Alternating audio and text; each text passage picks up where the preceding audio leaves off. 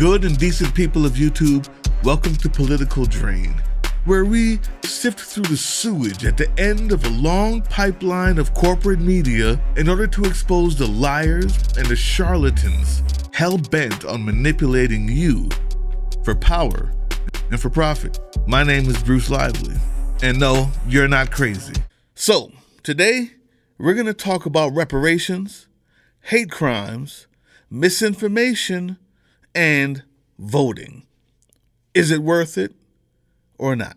And I want to talk to you about being mindful of who you're watching on YouTube, including me.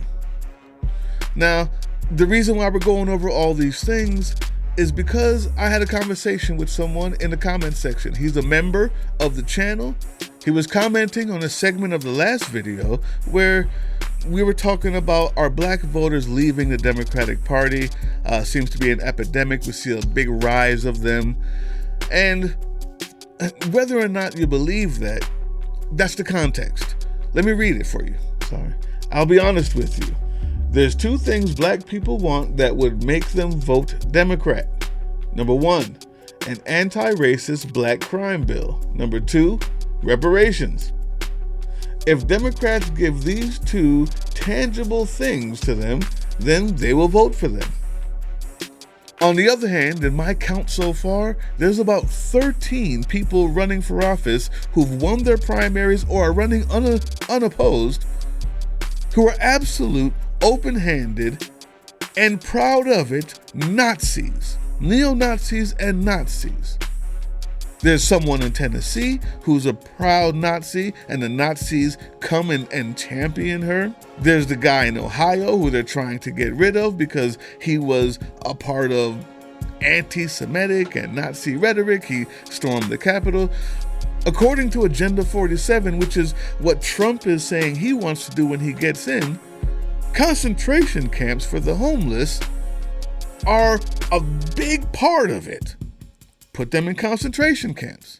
And if that doesn't seem weird to you, understand that stop and frisk was just now legal in Florida. And he wants it, Trump that is, everywhere. So it's not a stretch to think that neo-Nazis getting voted in, and the president who thinks that concentration camps aren't a bad thing, and the precedent to already stop and frisk people because of how they look is a pretty bad combination. And the one thing that all of those things have in common is they're all Republicans, and they were all voted on by your next door neighbor. So yeah, reparations, the anti-black hate crime bill, we're going to get to that. Those things are great. But I propose that there's another reason why you would vote Democrat. Because you're black. And the other side is determined to destroy you openly on Twitter, in person, on TV, and on radio. They say it out loud. They call themselves Nazis, neo-Nazis. They hate you. They hate me. That's another good reason. Now, in trying to find out what he meant by an anti-racist black crime bill, he says this. Well, they passed and they, I guess, is the government, passed an anti-racist Asian hate bills and anti-hate LGBTQ bills. But when it comes to black people, nothing but excuses. At least act like you're going to try to care. Tariq Nasheed explains it better than me. My friend, you explained it very well. What you told me about Tariq Nasheed lets me know that that's probably who you got this from. And I'm going to use this to start it. I don't know Tariq Nasheed's content very well. When you mentioned him, I looked it up. I saw him. He seems like he's a pretty well-meaning guy who may actually know a few things. But I would be careful. Because I think there's something you need to know. There's something you need to understand. And I'm going to do this with facts and receipts. Let's talk about the hate crime bills. According to the Department of Justice, who enforces these laws, The Department of Justice enforces federal hate crime laws that cover certain crimes committed on the basis of race, color, religion, national origin, sexual orientation, gender, gender identity, or disability. The Department of Justice began prosecuting federal hate crimes cases after the enactment of the Civil Rights Act of 1968. My friend, whoever it is that told you they're passing these bills for the Asians and they did this for the other people but not for us, the reason why is because the hate crime laws were invented for us. I'm not giving the government a pass. I'm not giving police officers a pass in corrupt situations. I'm telling you, as best I can, I would be wary of the person who's telling you that other people are getting things that you deserve, but they're not doing it for you. But doesn't know that the bill was being enforced after 1968 due to the Civil Rights Act. The next question I have is, why is that person telling you that? I don't know Tariq Nasheed. I do know that there's only two answers, only one of two answers. One is he doesn't know anything about the hate crimes bill, or he's trying to get you riled up. He's trying to get you to turn against somebody who's done nothing to you. He's trying to get you to feel like many of the racist, entitled white people feel, that something's being taken from you that you deserve, when that's not the case. The reason why there's an Asian hate crime amendment to the bill is because they weren't included, because they weren't seen as included. It was for us. The reason why the LGBT community had to become a part of it was because they weren't included. And so they had to extend those crimes to include them. We were the original recipients of the hate crime bills. Anybody who's telling you, sir, I mean this in love, anybody who's telling you that they made a hate crime bill for Asians and LGBTQ people, but not for you, is either ignorant of the bill itself or lying to you to get you to click or to get you to feel a certain way. It's very easy. As black people, we have been overlooked. The Democratic Party has taken us for granted. And what I said before is the main reason why. Because the other side is actively trying to destroy you and saying it out loud. You don't need to use manipulation to prove that. You see, when you say the Asians are getting this and the LGBTQ are getting this, what I hear is that person is trying to tell you that these people are the others. And that sounds familiar. They have a bias, or they believe you have a bias, and they know that if they cater to that bias, they believe you will act on it. It's not the case that the others get the hate crime bill and we don't. The case is, it was made for us, and others had to be included as they got hated on. If you don't believe what I'm telling you, allow me to give you just a few examples before we move on to reparations. May I? 2 Oklahoma men sentenced to prison for attacks on a black man using the hate crime bill. That was in 2022. Florida man found guilty of racially motivated attack near Rosewood. That was in 2022. They used the hate crime bill on him. Florida man pleads guilty to racially motivated hate crimes. They again used the hate crime bill on him. In 2022, Florida man faces up to 20 years in prison for racially motivated attacks on 2 black women. I could go on and on because I think you see the point.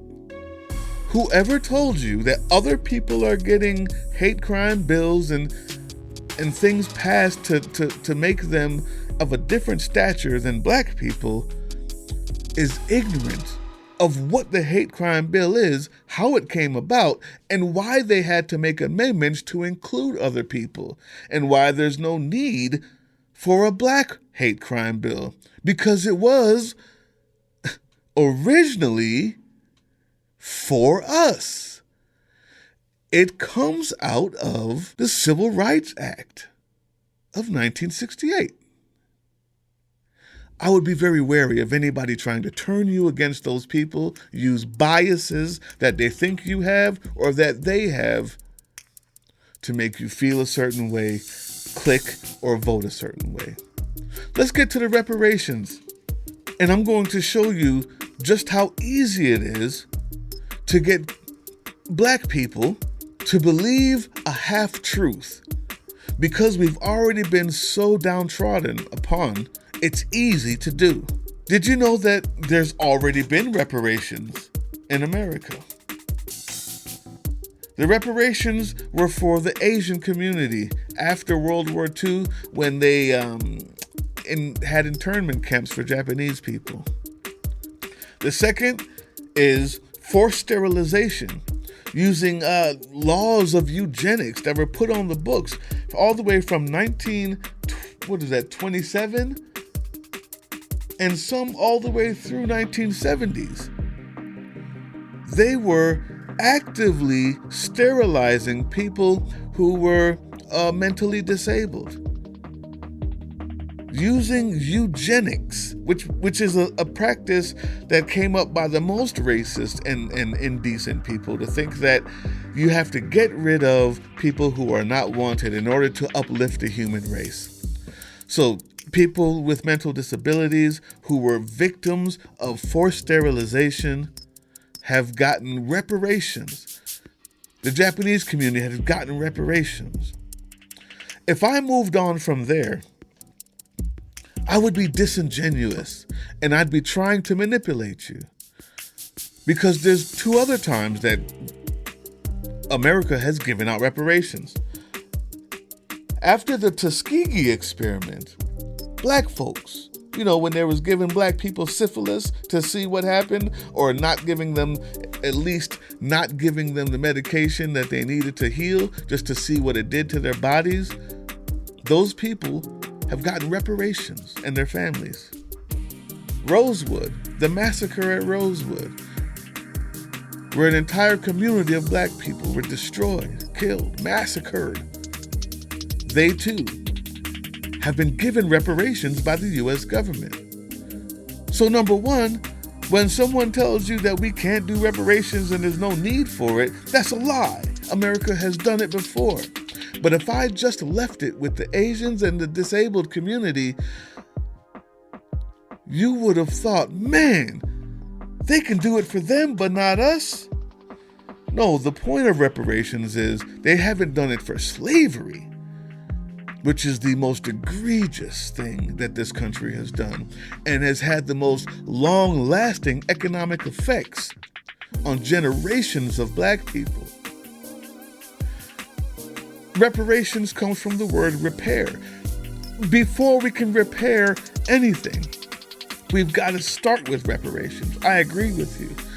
But look how easy it could have been for me to manipulate you into thinking that Japanese people got reparations, disabled people got reparations, but black people didn't. Just because I wanted to leave out the other two to get you riled up. Tariq Nasheed may be well-intentioned. He may have some truth, some knowledge. When I looked, I didn't see much special, but that doesn't mean anything. To me, I wonder why. I have to ask questions. Why somebody would have told you that there's hate crime bills for all these other people that just so happen to be people who have been biased against, but not for you, when the hate crime bill was made for you. And I had to give you the example that if I had left it at reparations were given, to the Asian community and to the disabled community for crimes against them, and didn't mention that they were also giving to black communities for crimes against us, I could have easily triggered you. I want to talk about voting. Your last statement, sir, and I thank you so much for your comment, your last statement really put it into perspective who this Tariq Nasheed is. You said to me after I said I was going to make this video just for you, actually, I'll just read it. Thank you so much, brother. I don't agree with everything Tariq Nasheed says, but he does have a point on the anti-black crime bill, which hopefully I've dispelled, and the reparations, which is a fact.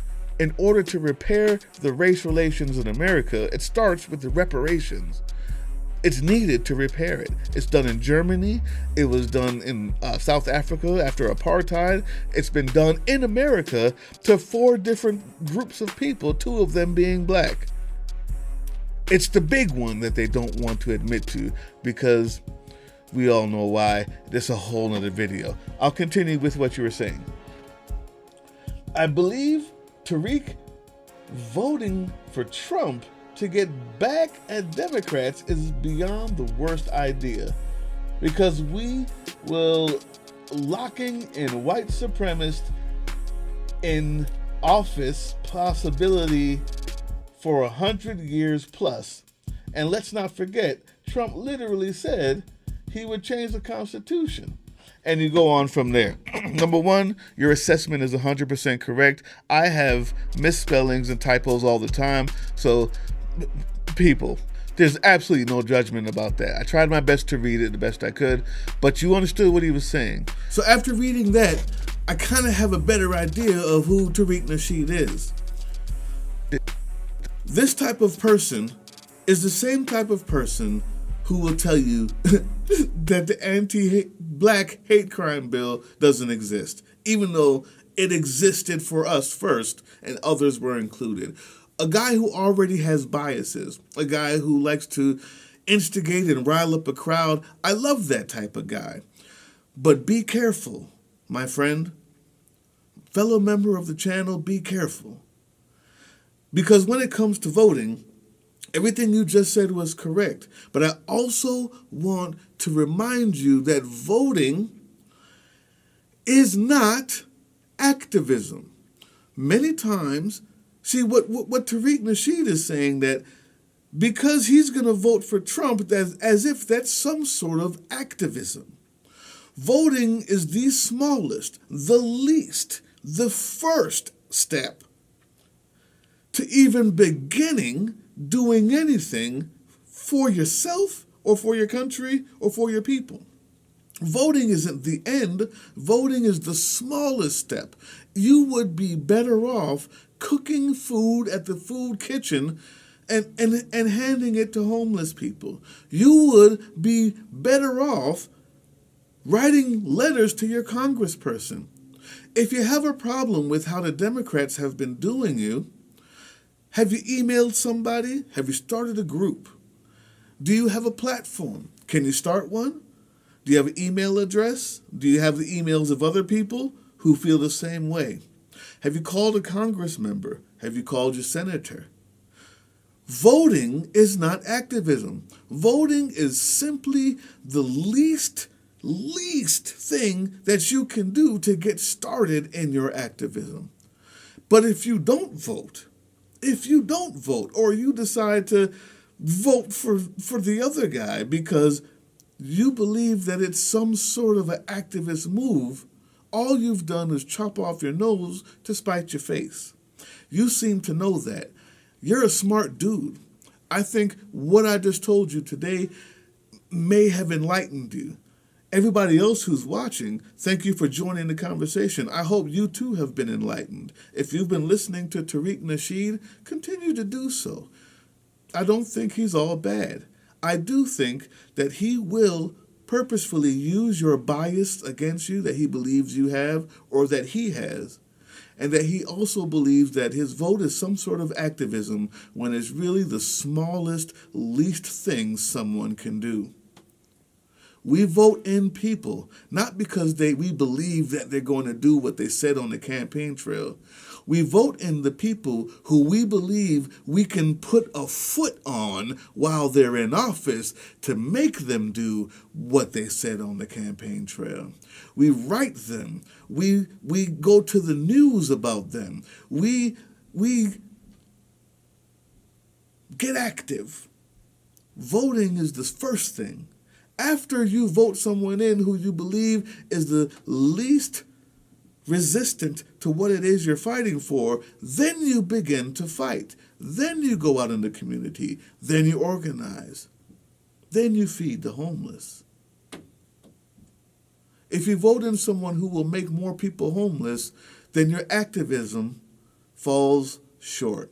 If you vote in someone who has the least amount of resistance to the things you're fighting for, then your fight has a first step.